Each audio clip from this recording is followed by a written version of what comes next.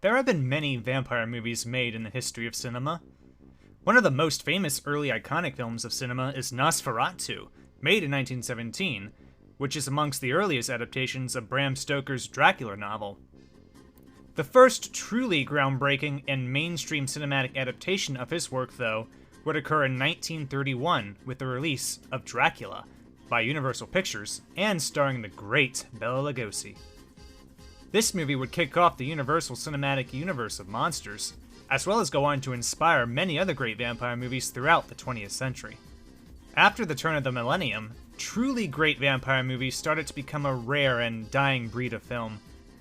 There have been a few standouts, but not many that have broken through to become a mainstream success like the great vampire movies of old. And no, Twilight does not count.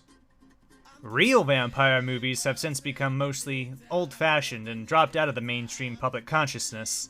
To bring the vampire movie back into the mainstream, it would take a vampire movie to be released that would bring a more modern sensibility and lore to vampires than from what had come before. Fortunately, such a movie would be released in 2014. That movie is What We Do in the Shadows. Filmed in New Zealand and co-directed by the great Taika Waititi, What We Do in the Shadows is a truly inspired piece of filmmaking. Seen through the lens of a documentary film crew, the movie explores the life of a group of old and ancient vampire roommates, all living together in a modern-day New Zealand flat. Each vampire has their own distinct personality and characteristics, and we get to see how they all try to learn how best to live with one another. Okay, so Viago is a little pedantic. the washing and the rubbish, I did that. Deacon on dishes, and it still hasn't moved in 5 years. Also, each of the main vampires represent a vampire from a previous vampire movie. Peter's appearance is similar to Count Orlok from Nosferatu. Deacon is punkish like one of the vampires in The Lost Boys. Vladislav is comparable to Gary Oldman's Dracula. Nick is reminiscent of Edward from Twilight. And Viago is like Louis from Interview with a Vampire. Having the group of vampires representing earlier vampires of cinema gives the movie a sense of respect and even a celebration of the genre itself, all while telling its own story in a more modern setting. What We Do in the Shadows is clearly inspired by the television series The Office, which made the mockumentary a mainstream style of filmmaking and storytelling. When you're a vampire, you become very sexy. Having a mockumentary based around a group of modern-day vampires was a brilliant choice, and it makes What We Do in the Shadows stand out more than any other modern vampire movie. The movie even pays tribute to the age-old storytelling rivalry between vampires and werewolves. A rivalry made quite popular in the more recent Underworld and Twilight films. One of the most memorable scenes in the movie has the group of vampires meeting and confronting a pack of werewolves. We're just about to walk past some werewolves, so some shit might go down. They then proceed to smack-talk each other like a group of children. Why don't you go smell your own crotches, huh? It's okay, because I know this guy. It's Count Fagula. Hey, don't swear. Sorry, they Yeah, we're werewolves. not swear. What are we? Werewolves, not swearwolves. Faggots. No, it's It's a very offensive word to call people. This is one of the most entertaining moments in the film, and including supernatural creatures other than just vampires, make the movie part of a more fun world than just regular vampire movies. These vampires also expand upon the concept of the human familiar, most notably seen in the Blade films. The vampires have a human serve them as a type of butler or maid during the day and to help clean up after their victims, and in return they promise to eventually turn the familiar into becoming a vampire themselves. This plays like a metaphor of having your boss offer you a sweet promotion if you just work hard enough while doing everything that they say. We can even see their familiar Jackie get upset when someone else essentially gets that promotion when Nick gets turned into a vampire by Peter.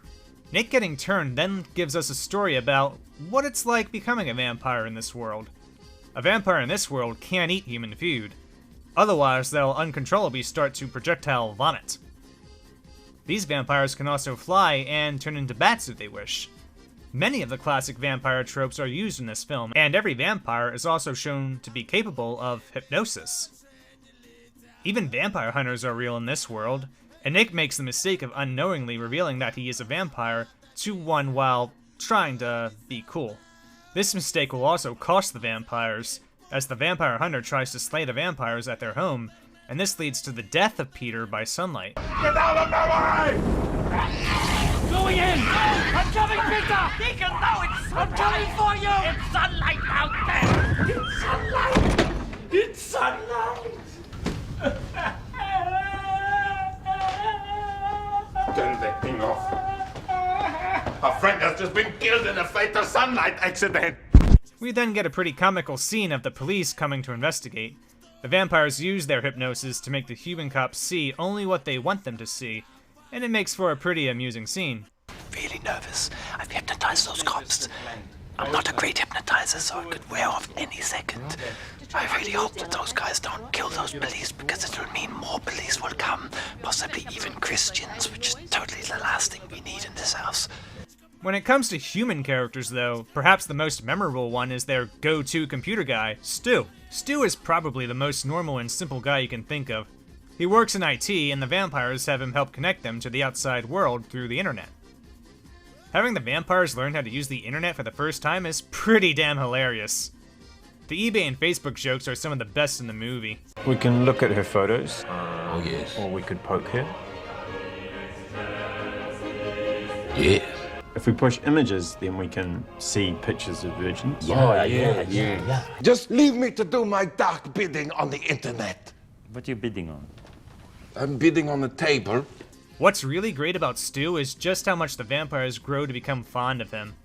He quickly becomes their favorite human and even goes so far as to protect him from other vampires when they find out he's most likely a virgin. They brought the human, and they don't let us to feast on him. Do tell them what you do. Come on, Stu, tell us what you do. I work for a company that does, basically we take like business requirements from organizations and we analyze those requirements and then we build software to fit those requirements.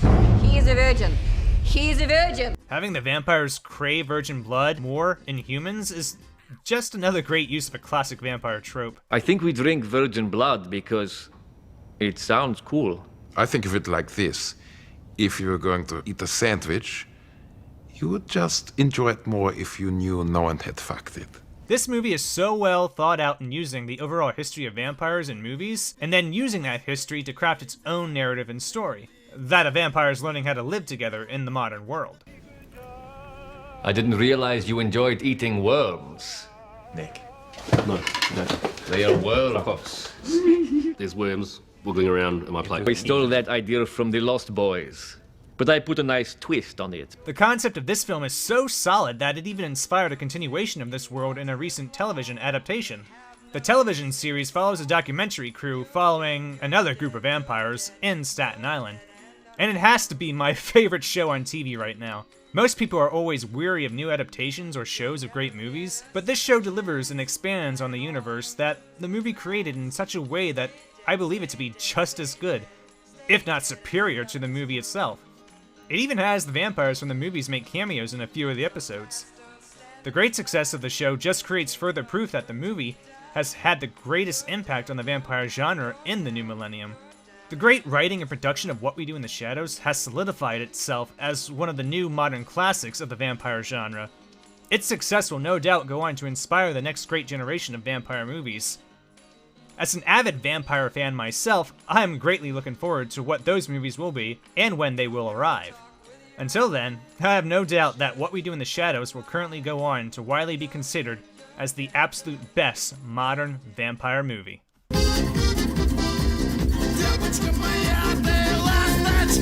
When you're a vampire, you become very sexy.